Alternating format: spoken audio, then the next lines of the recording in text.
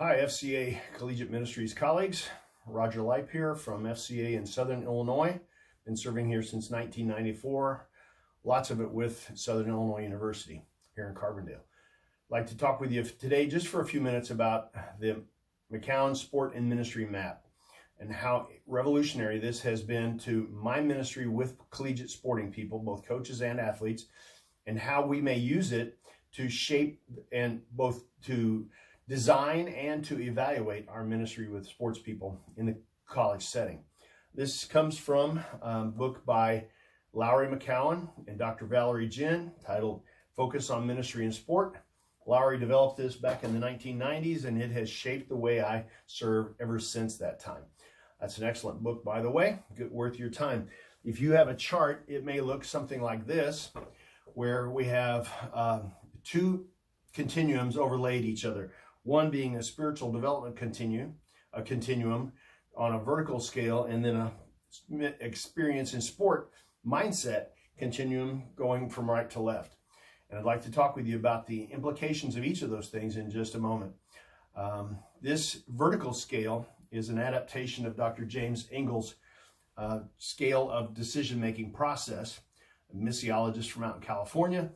He talked about people going from a -10, where they don't even think there is such thing as a spiritual life, all the way to being fully devoted followers of Christ, and all across that continuum being a timeline across one's lifetime of how we grow and develop toward Christ in evangelism and in Christ in discipleship. The X point being right here in the middle at the point of conversion, where we make a decision to follow Christ. So that process continues through our lifetime, evangelism coming to him, discipleship growing in him. Laid over against that is a horizontal scale of sport experience and mindset, how people experience sport and how they think about it, their worldview toward it, that sort of thing. Being from the edge here, spectator, their experience with sport usually involves a remote control. They're sitting on the couch watching ball games on TV. They spectate, they watch, they sit in the arena and they watch. Versus a novice, somebody who's new to sport. Maybe it's a 5-year-old playing T-ball. It might be a 35-year-old playing golf for the first time. They're new to the game. That's their mindset, is everything's brand new. To a recreational player, they play for health benefits. They just love the game. They enjoy it. It's fun. It's for social benefits, all kinds of stuff that comes along with recreational play. But that's their mindset. Their identity in this half is found outside of sport. They love the game, but it's not that important to them from the inside. On the opposite side of the midline is a player. It's a person who identifies himself or herself through the sport. You ask them, what are you? They say, I'm a golfer, or I'm a basketball player. They identify themselves by the game they play. Secondly is the elite person. Out of all those players, there's probably one elite level player. He or she feels more pressure for how the team performs. They think more tightly about what's going on in their performance. They sacrifice more. They have all those things that make them different than the run-of-the-mill player, which is radically different than the recreational player. And then all the way to the edge is the high-profile person. He or she, if they hear their first name, they already know who they're talking about. Everybody in town knows that person probably by first name, even if they've never met them.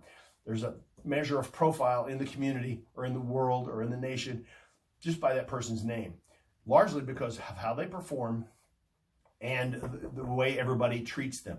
So there are many, many pluses to this life. There are many, many minuses to this life. Lots more pressures, loss of privacy and other things that come to them that makes their experience radically different. Each of these being a mindset, how they perceive themselves and perceive the sport.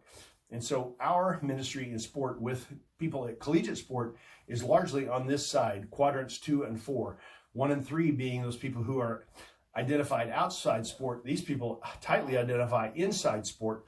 And our ministry with collegiate people, because of their nature and their mindsets and their level of achievement, puts them over here. And so our way of doing ministry is focused on this side. You'll talk more about details about how do we serve differently on these different areas.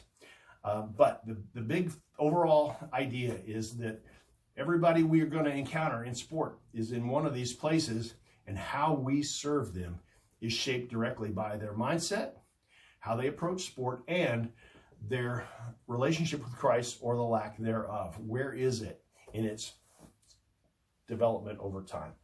This is a great tool that can be a great benefit to you.